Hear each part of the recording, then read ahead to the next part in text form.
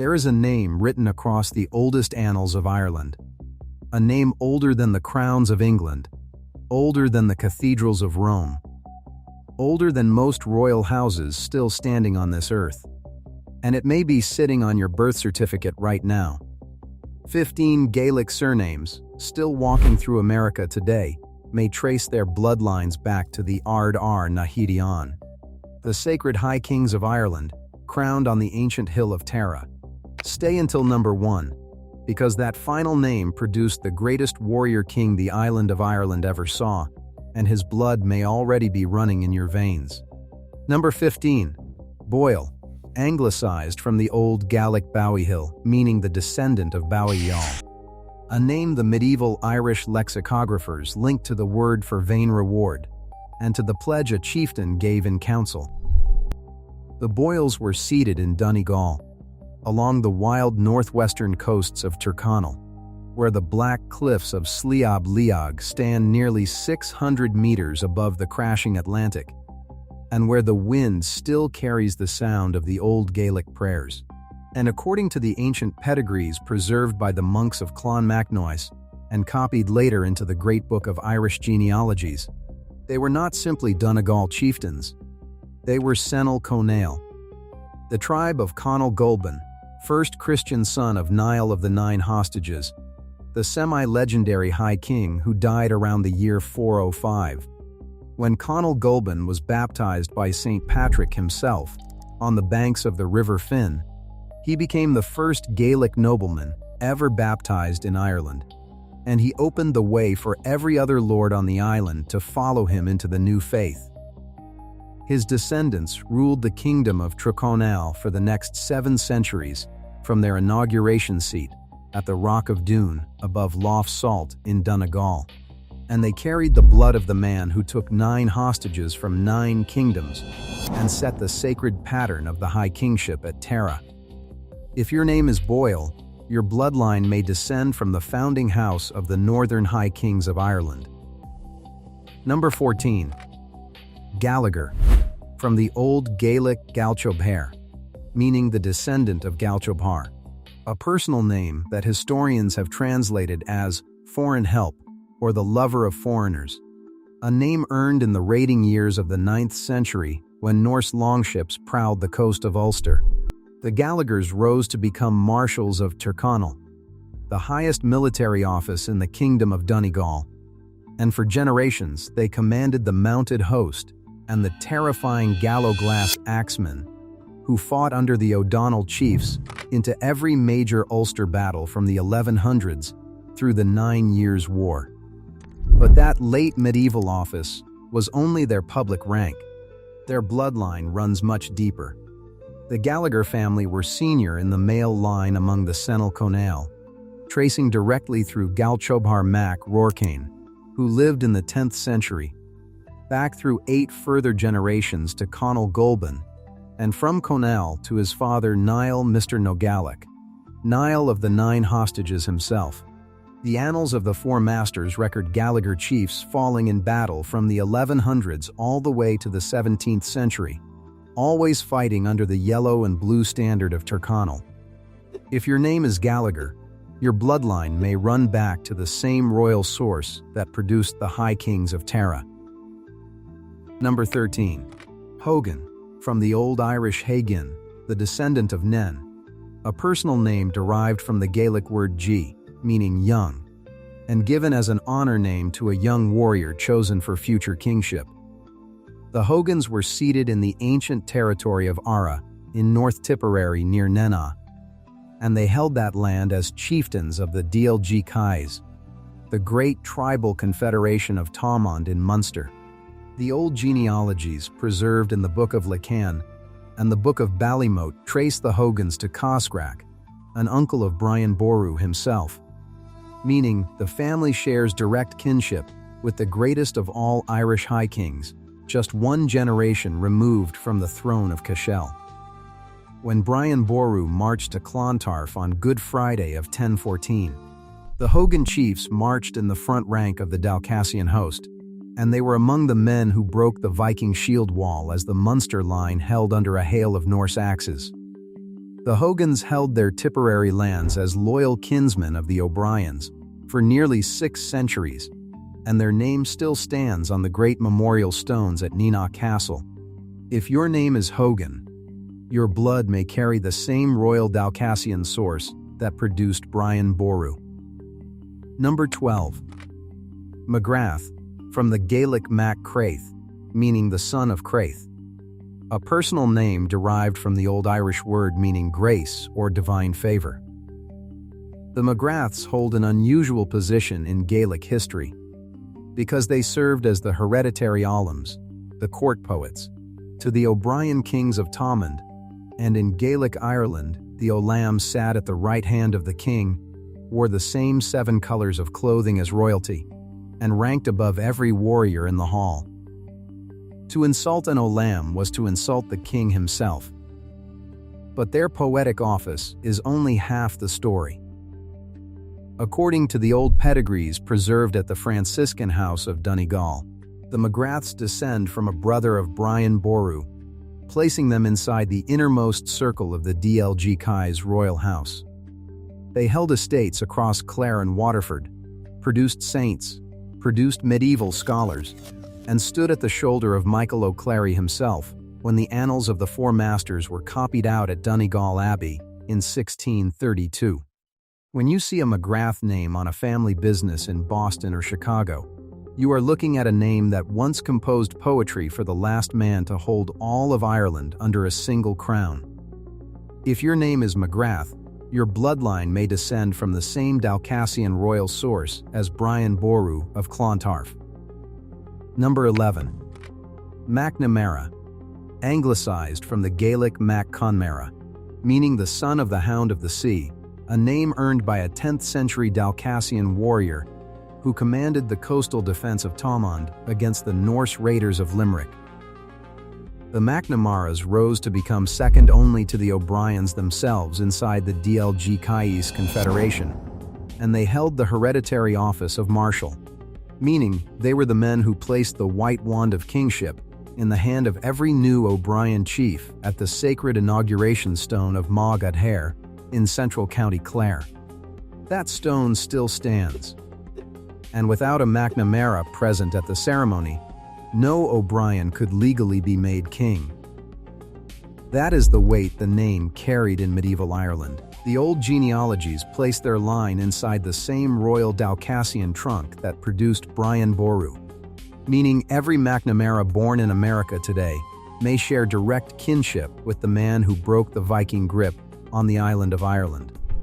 From Ceoda MacNamara, who fell at the Battle of Dizard O'Dea in 1318 defending Thomond from the Normans, to the MacNamara chiefs who built the massive Bunratty Castle on the Shannon estuary, the name has never left the front rank of Irish royal history. If your name is MacNamara, your line may run back to the royal kingmakers of Thomond and the blood of the Ard Rí himself. Number 10. Doherty, from the Gaelic Dochartai, meaning the descendant of Dochartach, a personal name translated as the hurtful one or the obstructive one, a warrior epithet earned in the raiding wars of the 10th century. The Dohertys rose to become lords of Inishowen, the great northern peninsula that juts into the Atlantic between the mouths of Lough Foyle and Lough Swilly, and they ruled that land from the beginning of the 15th century until the rebellion of Sir Cathaoir O'Doherty exploded across Ulster in 1608. Cathaoir was 21 years old when he burned Derry to the ground, and though he died in ambush at Kilmacrenan that same summer, his rising was the last stand of Gaelic Ulster before the plantation. But the roots of the Doherty name run centuries deeper than Inishowen. The medieval genealogies, some of the oldest surviving pedigrees anywhere in Western Europe, place them 13 generations in direct line of descent from Conall Golban, first son of Niall of the Nine Hostages. Their inauguration stone still lies at Elog Castle above the Foyle. That means the Dohertys are senior descendants of the same royal Cenél Conaill trunk that produced the Northern High Kings of Ireland. If your name is Doherty, your bloodline may descend from the founding sacred house of the northern Ard Rí. Number 9. O'Connor. From the Old Irish Cathan, the descendants of Cathan, a name derived from the Gaelic word cath, meaning battle, given to a fierce 11th century warrior of the Cenél Conaill. Now, the O'Conors were not merely another sept of the northern Unil.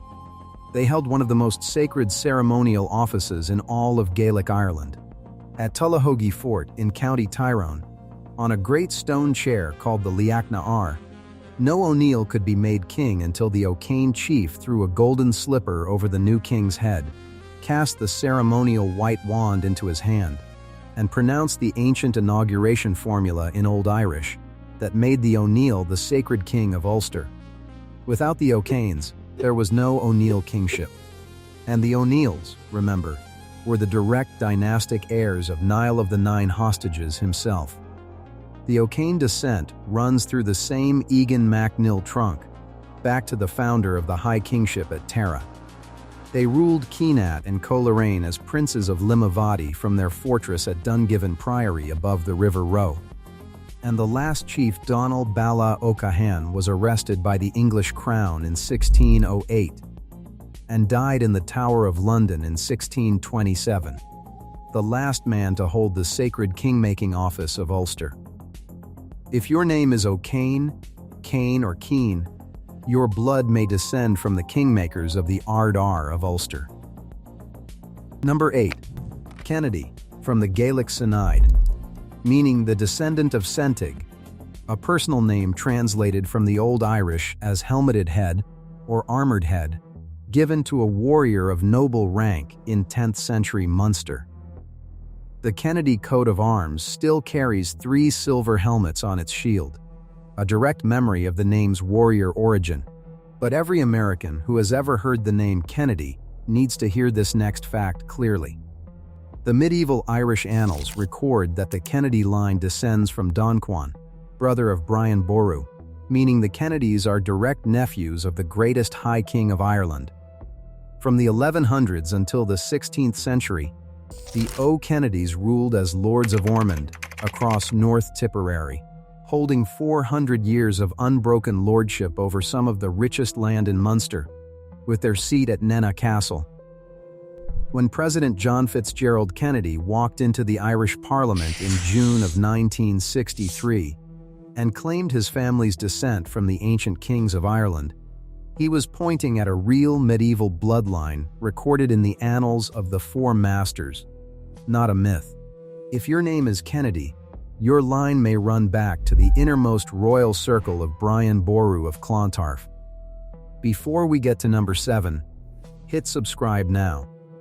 The final 7 names carry heavier weight than anything you have heard so far, and the surname at number 1 produced the greatest warrior king Ireland ever raised. Do not miss which name sits at the top. Number 7. McMahon, from the Gaelic MacMahon, meaning the son of Mathgamhan, a name that translates literally as the good calf, but in Old Irish warrior parlance meant the bear, the strongest and most feared beast of the northern forests. There are 2 McMahon families in Ireland, but the Thomond McMahons of County Clare hold the royal descent. The old genealogies record that this branch descends directly from Brian Boru through his grandson Mahone, meaning the McMahons of Clare are 3rd-generation royal Dalcassians in the direct line of the greatest High King of Ireland. They ruled the ancient territory of Corcabaskin, a wild peninsula along the southwest coast of Clare, stretching from Kilrush to Loophead where the Shannon meets the sea. And their chiefs are recorded in the Annals of the Four Masters right up to the Elizabethan Wars of the 16th century. The McMahons built and defended the great stronghold of Carrigaholt Castle, overlooking the mouth of the Shannon, and they fought as loyal Dalcassians against every Norman and English incursion into Munster for 600 years.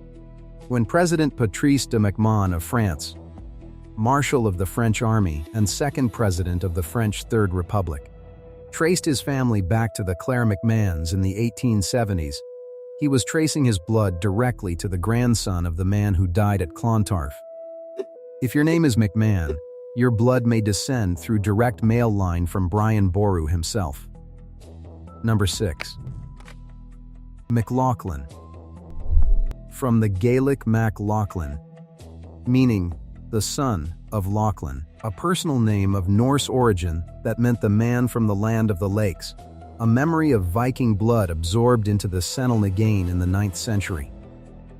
Now, the Ulster Mac Lochlainn family, distinct from the MacLoughlin sept we will come to next, was the dominant royal line inside the Cenél nEógain from the 11th century onward, and they produced not one, but two crowned High Kings of Ireland in direct succession. Domhnall Mac Lochlainn ruled as High King from the year 1083 until his death in 1121, and his grandson, Muirchertach Mac Lochlainn, ruled as High King until 1166. Their inauguration seat was the Great Fort of Ailech, carved into the summit of Grian Ailey above Lough Swilly in Donegal, a massive circular stone enclosure over 4,000 years old, one of the oldest surviving royal centers anywhere in Western Europe. When the Mac Lochlainn power finally broke at the Battle of Caim Eirge in 1241, and the O'Neills took their place as chief lords of Ulster, the Mac Lochlainn blood still ran on, and it still runs today, in every McLoughlin walking the streets of Boston, Chicago, or New York. If your name is McLoughlin, your bloodline may descend from two crowned Ard Rí of Ireland. Number 5. McLoughlin. From the Gaelic Máel Sechnaill, meaning the descendant of Máel Sechnaill, itself derived from the Old Irish for the devotee of Saint Secundinus, patron saint of the family and nephew of Saint Patrick himself. This surname has now largely been absorbed into the anglicized McLoughlin spelling in the United States, but the Meath O'Melachlins are historically distinct, and their descent is the most royally charged descent in this entire countdown. The medieval genealogies trace them to Máel Sechnaill Mac Lochlainn, High King of Ireland, from the year 846 until 862, called Malachy I, and then to his descendant Máel Sechnaill Mac Domhnall, called Malachy II, who ruled as High King of all Ireland from 980 until 1002, when he was overthrown by Brian Boru. And here is the detail American McLaughlins may never have heard. After Brian Boru fell at Clontarf in 1014, Máel Sechnaill II was restored to the High Kingship until his own death in 1022.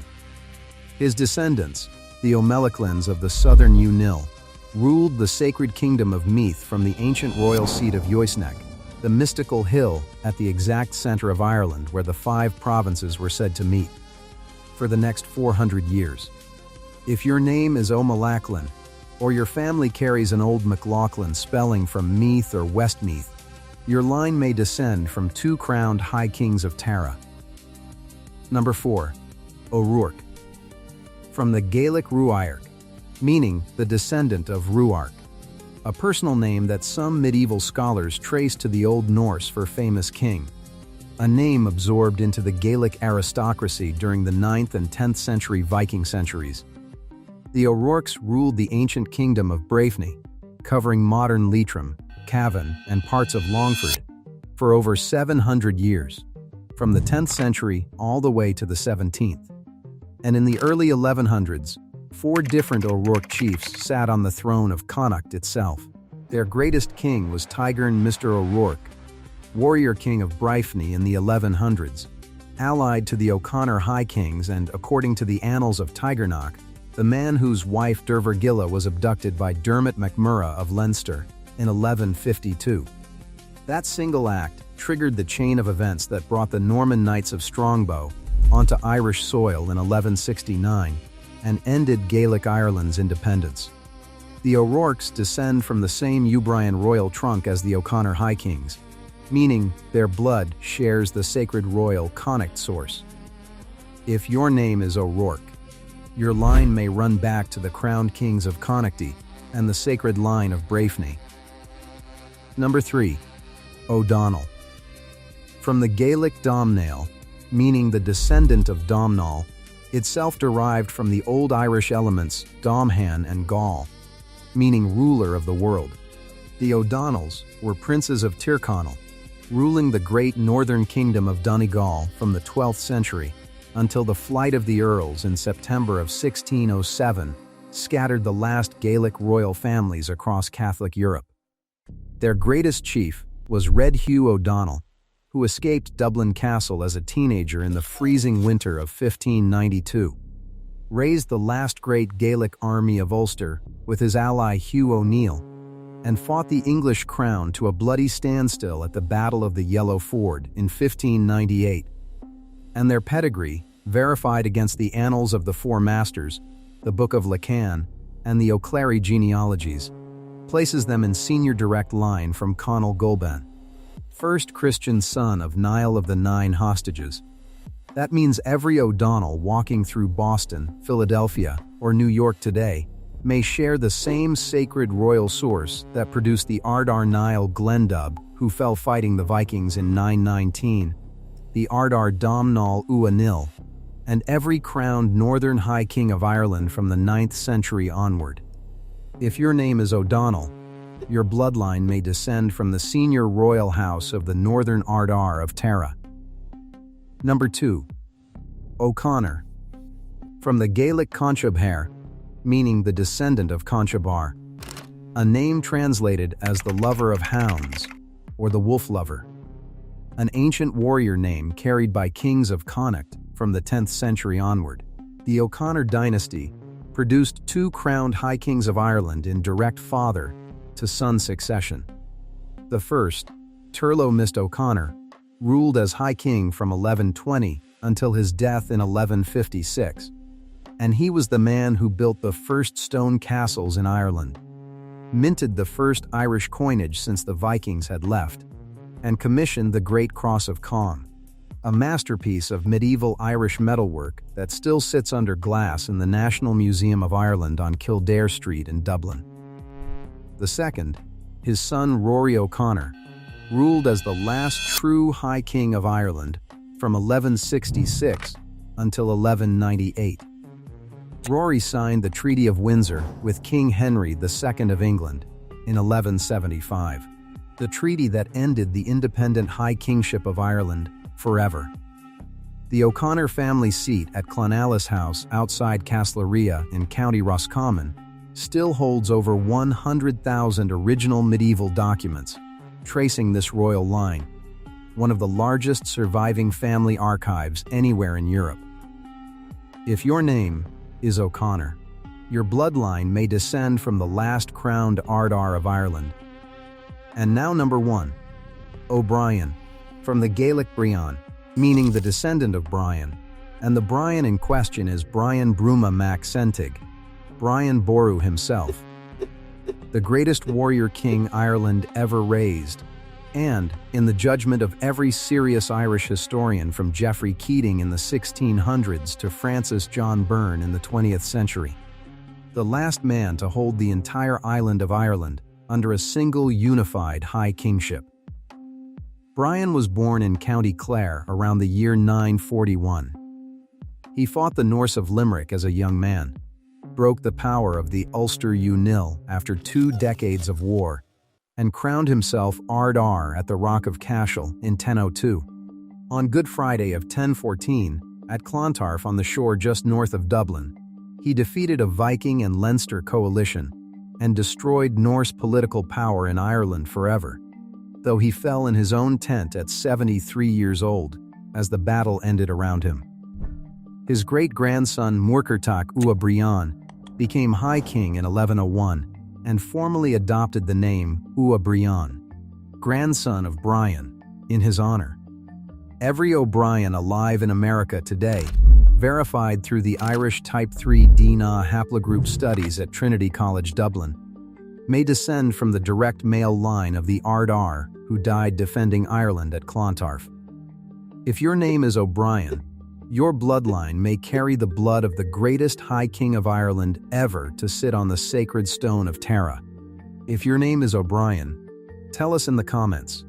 And tell us which of the 15 names in this countdown came closest to your own family line. Then subscribe now, because the next royal bloodline we uncover may be the one hiding inside your family name, and it may go back further than anything you have heard tonight.